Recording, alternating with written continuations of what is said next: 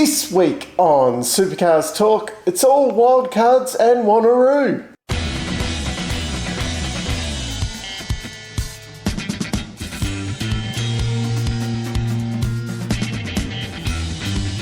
The big news this week, Zach Best will be doing 2 wildcard appearances this year with Tickford Racing in a 5th Mustang there. He will be at Darwin and The Bend before he takes on his co-driver duties at Bathurst. This comes hot on the heels of the announcement that Dylan Talabani, who was Andre Heimgartner's engineer over at Kelly Grove Racing. He's moved across to Tickford to engineer Zach for the rest of the Super 2 series. Great to see some wildcards out there. Surprising that this is actually the first announcement of any wildcards this year. Of course, we are expecting a 3rd Triple Eight car at Bathurst, the Murphy Stanaway Boost Erebus car. Kind of heard some mumblings about something with Tim Blanchard there, and obviously the Max Payne one at Groves there. This year is the one where it probably makes the most sense to have wildcards, because if you've got spare cars sitting there, you may as well get them out there and use them, because they're not going to be much chop next year, and you don't need heap of spare inventory and that for next year. Obviously you will be able to sell them off to Super 2 teams, but yeah, if you knock off an extra front bumper or something like that, it's not going to matter so much this year. Funnily enough, the usual stupid comments there on the social media channels about how Tickford should focus on getting Cam Waters up the front before they worry about doing a wild card and things like that. These are totally different programs, and if you don't do this wildcard, it's not magically going to make Cam Waters' car quicker. And then also, they should replace Jake Kostecki with Zach Best.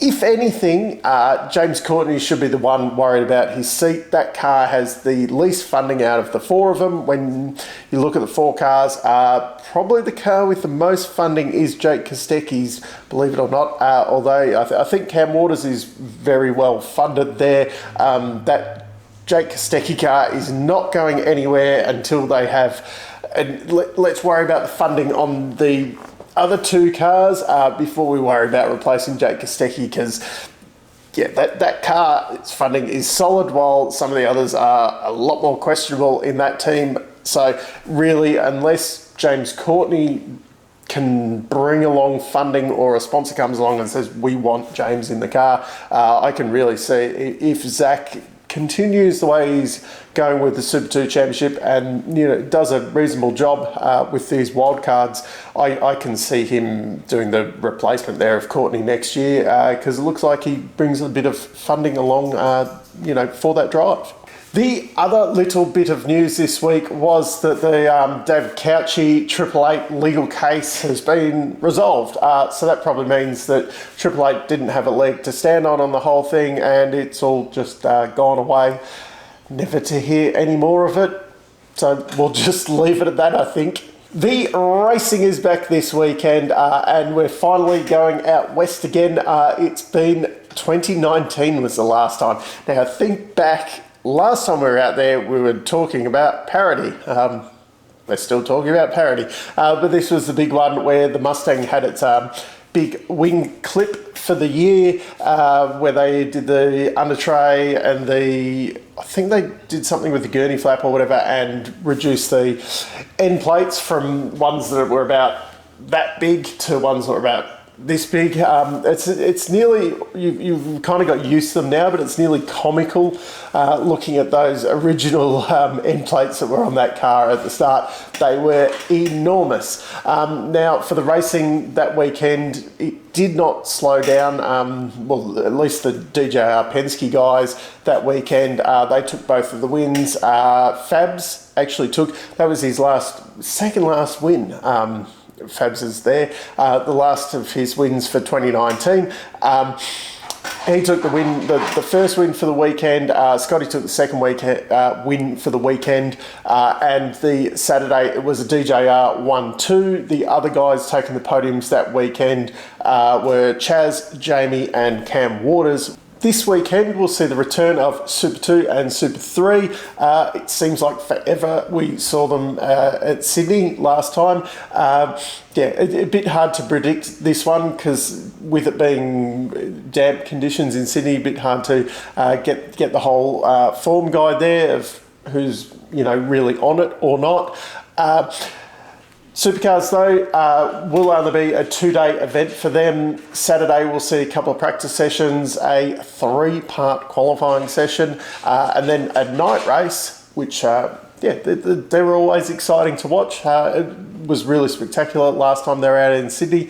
Hopefully some guys can do a few different things with their liveries for under lights, which we will see that fancy middies livery under lights. Maybe a few other people will hopefully do, just to spice it up a little bit. Sunday, a bit more of a traditional day, a couple of qualifying sessions, 12-minute qualifying sessions this time. So that's going to seem like an eternity length around, such a short track, where at the Grand Prix, we have a massive track and they still have, the 8 and then the 12-minute qualifying sessions. But enough complaining about that. And then obviously the 2 races on Sunday afternoon.